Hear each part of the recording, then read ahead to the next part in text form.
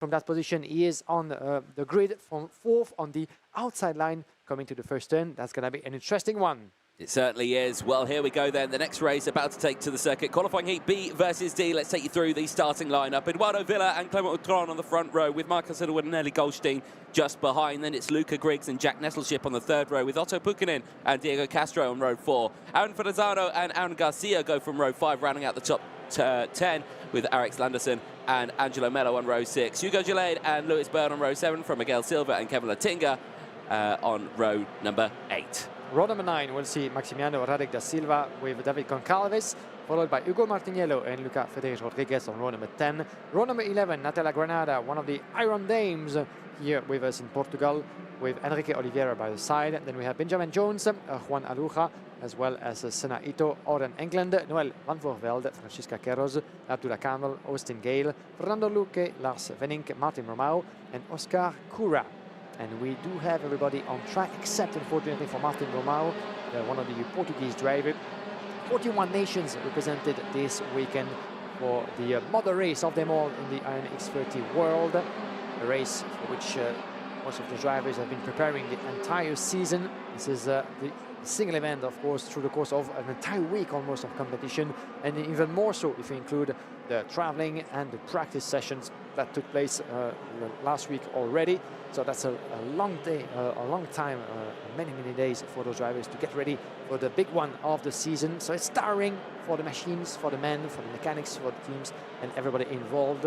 But certainly it's worth the price. Yeah, exactly. And like you just picked up there, not only the drivers, but definitely for the teams as well. A lot of these mechanics have been out here for 2, maybe even 3 weeks preparing, getting themselves ready for this event here. It's certainly a big one on the calendar. So many drivers coming from all over the globe to race in the Miami Warriors final in 2023. Certainly a championship that many a driver wants to have on their resume, but it is a tall order to come away at the end of this weekend with that title. We'll find out who is going to get it, but before then, we have many more races to go as we're about to kickstart our first qualifying heat of the day.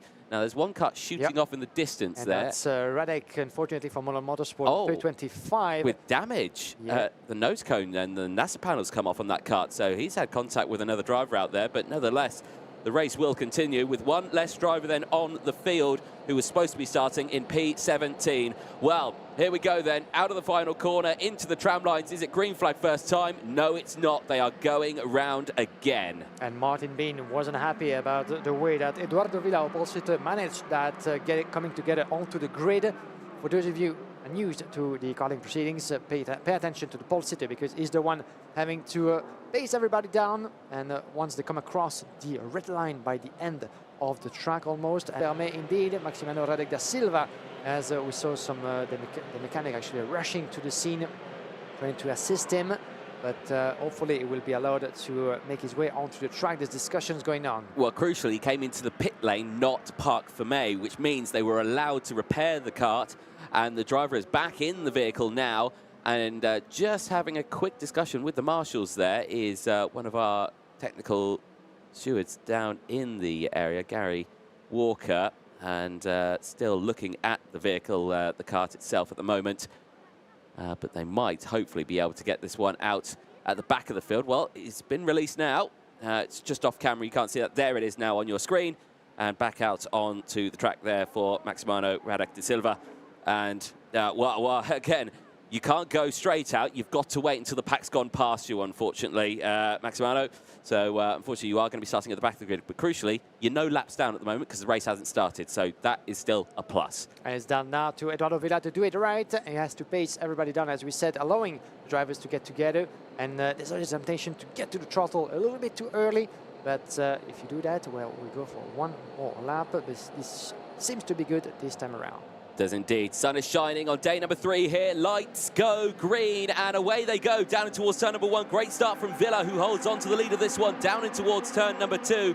On the outside, Clement Autran tries to hold it through, but here comes Ellie Goldstein, who's managed to get to the inside and up into P2. So it's a TB kart 1-2 at the moment. Clement Autran there in 3rd place as they try to make their way down in towards the hairpin of turn number 5. Nice trail there. Marcus Littlewood going backwards a couple of spots there. Natalia Granada in the mid-pack there as well, as they all try to find a way through. Otto Pukkanen also gaining positions. He's had a shaky start, is off the track there. Goes Eduardo Villa trying to gain control, and Goldstein goes to the lead on the outside. Can he maintain that lead as they go through the shot? I think he did.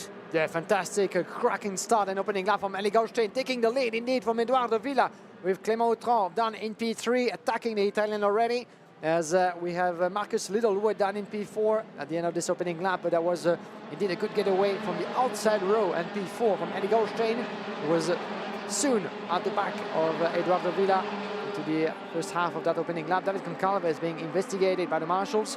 But there was a bit of a heated moment between the two teammates from TB Card. As on the inside goes Clément Autran, entering lap number 2. He's not waiting around, the Frenchman. He has the pace, he has one win under his name already. And in those conditions, well, it's closed off for the senior category. A lot of drivers have been through up and down sort of moments yesterday due to the continually changing conditions. Eli Goldstein is one of them, and Eduardo Villa is the man on a mission as well, because don't forget that he suffered a mechanical DNF yesterday, couldn't make it to the pole position in one of his heats because he was too late at the gate, so that means 2, a did not start and a DNF. Certainly the worst sort of scenario for Eduardo Villa, despite a win for him so far. So he needs to pile up the results, he needs to be at the front if he wants to keep a chance to make it to the Superhit grids. Eli Goldstein obviously always in the need of strong results as well. 1P1 for Heli, but certainly his course of action was put into a difficulty after some wrong tire choices yesterday. But now the pace seems to be back, and it's gesturing to Clément Autran to stay with me just for now. Let's not battle this way through just too soon, because it's only lap number 3.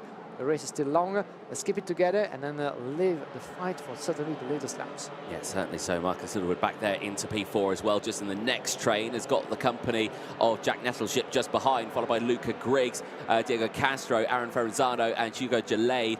Lewis Bird rounds out the top 10. He's had a good start, 4 positions gained. But eyes are on these top 3 at the moment. Goldstein, Autran and Eduardo Villa. And Villa right now is still on that rear bumper of Autran, not for much longer, as he goes to the inside there through turns 13 and gets it done. Back up the hill they go now through 14 and 15. And I can imagine that Clément Autran is not too happy about that one in these early stages, wanting to try and catch up to Eli Goldstein, not able to do it. Watch the slipstream now as they go down in towards turn numbers 1 and 2, and look at that, right on the rear bumper. This is why we like this circuit, close racing all the way throughout. One of the longest slipstream in karting, according to some of the drivers, into that first sector, with over 340 meters of strength of a straight line from the last to the first corner. So that gives you a perspective. And the 246, unfortunately, going cross-country just a tiny bit. You start to see who that is, unfortunately, but he's being able to get back onto the track. This is Oren England, who was making his bit through the field with 8 places recovered up to P18. But unfortunately, Oren England falls down to the back end of the grid. In the meantime, Clément Autran making his commitment on the inside of turn number 15, 13 that is, and is the response of the Frenchman of Eduardo Villa. So the charge is on.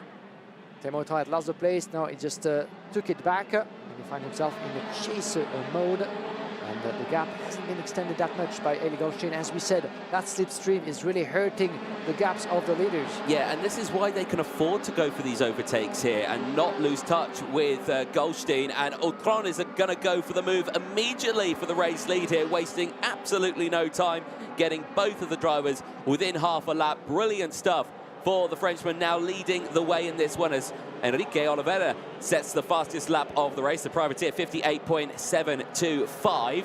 He is somewhere down in the field, but right now with these 3 scrapping, it is still allowing, though, the drivers behind to still close in. Littlewood is now within touching distance of these drivers behind. You can see him just behind as well.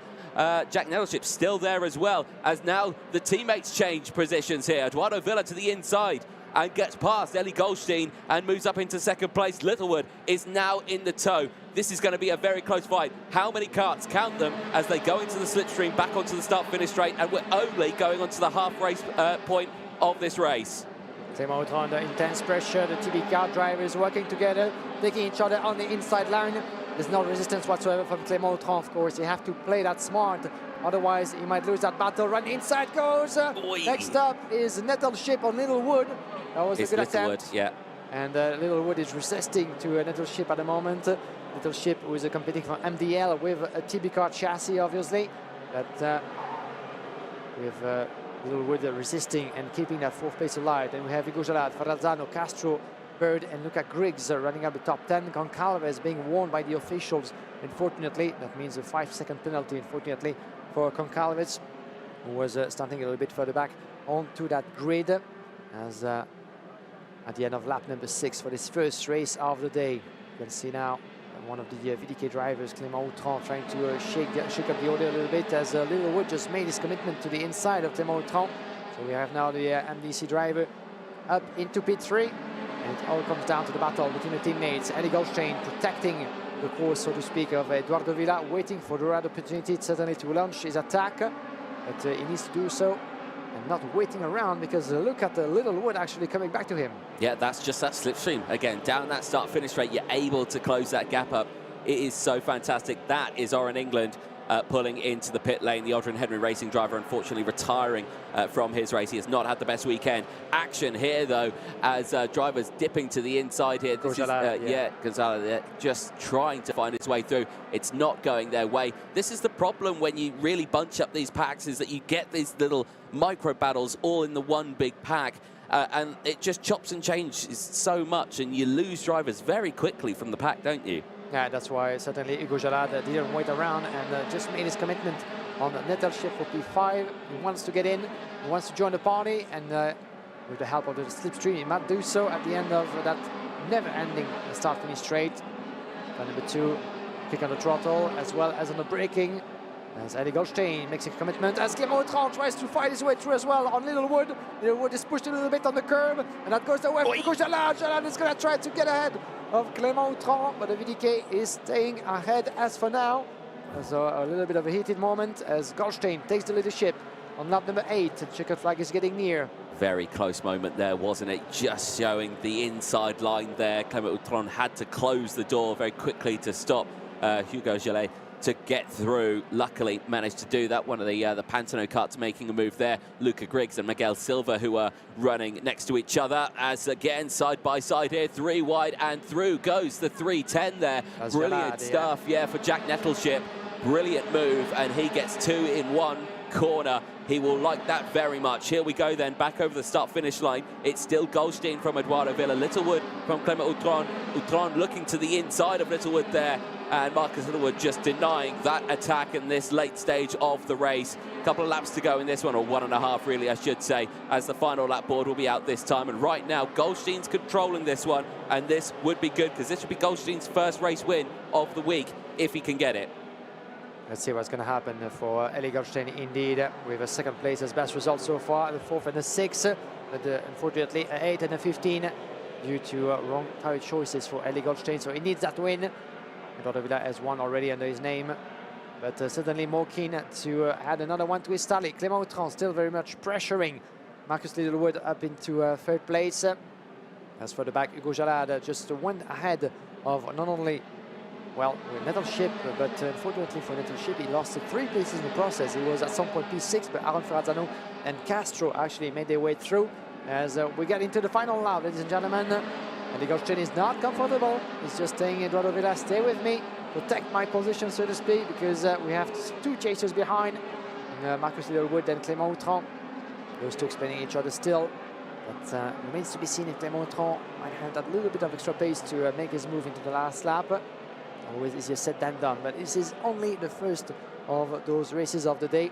There's 2 races remaining for each of the group, while 2 groups, the A and the C, that we'll get to see complete this afternoon, only have 1 race left into the course of those qualifying heats. The seniors having to go through 7 races in total to find a spot for the superheat grid tomorrow morning. As Clément Outran was very threatening outside of turn number 17.